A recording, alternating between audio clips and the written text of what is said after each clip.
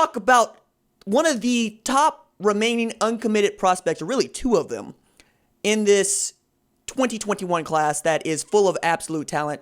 And you've heard me talk about recruiting before. You also heard me tell you Ohio State is trending toward doing what no other team has done in the recruiting era. And they could do it with 3 fewer commits, which has achieved the highest point total of any class in the history of the rankings. The number to hit is 324.63. If they get top defensive tackle JT Tuimoloau to commit, there's 1. If they get top wide receiver Emeka Egbuka to commit, there's 2. But the guy that is most important to both Ohio State and Oklahoma, quite honestly, is offensive tackle J.C. Latham. Latham is getting ready to either drop another list or just flat out commit. And that's going to be a big deal for both OU and Ohio State because it's a position of need for Ohio State. Like, they absolutely need to get an offensive tackle of his caliber in their class to just round out needs for the coming year. It's a big deal for Oklahoma because, one, you get a 5-star offensive lineman in, which hadn't done since Bray Walker.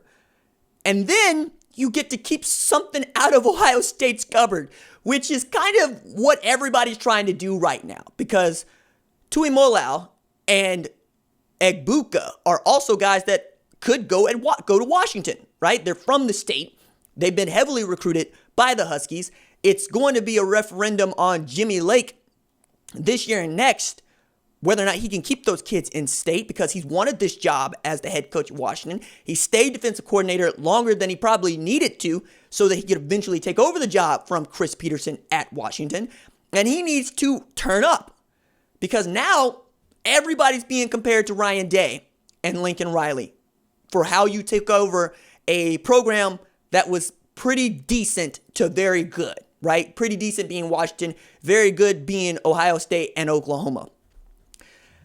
I'm interested to see what Latham decides to do and who wins out during this dead period because at a time when so many coaches seem not to know how to recruit from their phone, Ohio State has just been going, nope, we'll take that one, we'll take that one, we'll take that one, we'll take that one. We'll take the kids in the 2022 class as well.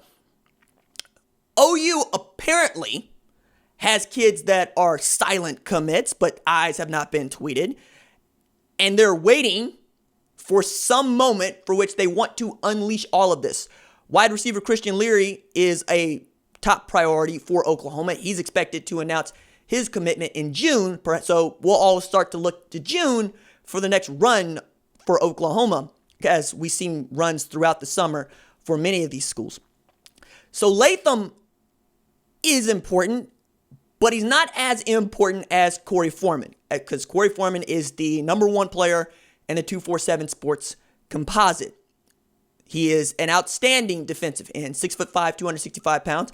And since he decommitted, reopened his recruitment from Clemson, we've seen crystal balls roll into USC, including from the guy that I trust the most to know this, especially on the West Coast, Greg Biggins, who's outstanding at his job and outstanding at staying in contact with the kids throughout their recruitment, specifically in California, for which, Foreman's from.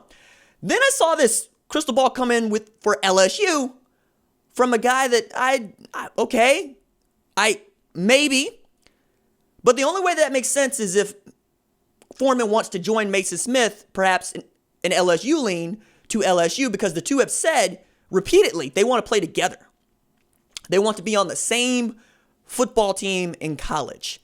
Smith is one of the best players in the state of Louisiana. He is a defensive tackle, and that would be one side of your defensive line wherever they go for the next 3 years.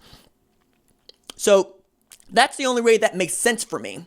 And then they're probably going to get to add a quarterback who's LSU lean in either Garrett Nussmeier or maybe that momentum that Oklahoma has with Caleb Williams ends up over there. You can't call it until the kids commit, and even after that, you can't call it until they sign. So that is that.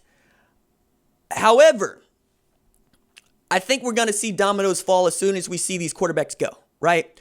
So Vandegrift was the first, but since Vandegrift basically opened up a spot at Oklahoma, which is quarterback U, Now we're just waiting to see if the top uncommitted quarterback, Caleb Williams, decides to go all in on Oklahoma, which would mean Nussmeier has nothing else to wait on. He'd just go to LSU, and then you'll see kids start to fall in from there, because you usually need a quarterback in early to have an outstanding class. See Ohio State with Kyle McCord, followed by Marvin Harrison Jr., and on it goes, right? And that's how it worked for Oklahoma in 2019. Spencer Rattler was the second commit in that class behind Austin Stogner. And then you were able to fill the boat from there. So I'm interested to see which one gets the quarterback first, LSU or Oklahoma, because I think you're going to see the classes basically respond accordingly, and the rankings change positively for that team that gets their quarterback in the boat the quickest. And at this point, I'm not exactly sure what you're waiting on. I mean, take your visits by all means, and if you got a no-trip policy, then there's your reason for not committing anywhere, because you want to be able to take all your visits.